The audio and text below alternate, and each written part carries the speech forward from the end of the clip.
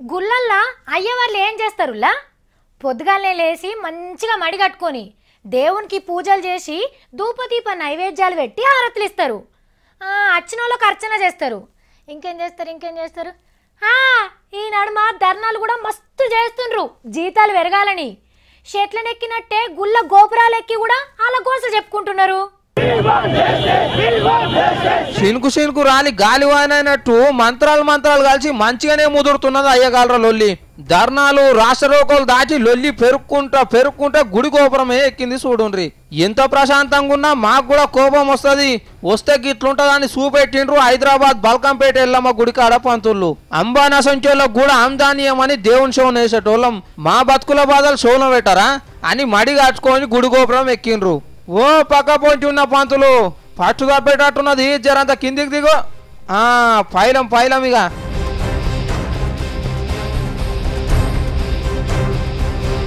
కానీ పంతులకు కట్నాలు మనకు పుట్నాలు అంటారు. కానీ ఉత్త కట్నాలతోటి ఆ శాఖలు ఇచ్చే పలారమసంటి జీతాలు చాలక అలా కడుపు గింతగా రగిలిపోతున్నది. అందుకే ఈటల సార్ గల్లపేటలకెళ్ళి జీతాలు ఇస్తామని చెప్పేదాకా మా నోట మంత్రాలు, భగవంతునికి పూజలు, భక్తులకి ప్రసాదాలు బంద్ అంటున్నారు. ఇక రోడ్డు మీద గింతగరం లొల్లి అవుతుంటే ఉత్తగానే ఉంటదా? వచ్చిపోయే పార్టీలన్నీ పంతుల పక్కన చేరి అయ్యేవాళ్ళకు జిందాబాద్లు, సర్కారుకు డౌన్లు కొడుతున్నారు. ఇక ఇంత అవుతున్నా అంతా దేవుడే చూసుకుంటాడు అన్నట్టు సర్కారు ఉన్నది. ఇక పంతులకు ప్రభుత్వానికి నడుమ నైవేద్యం లేక దేవుళ్ళు తనలాడుతున్నారు కదా అని బాధపడుతున్నారు భక్తులు.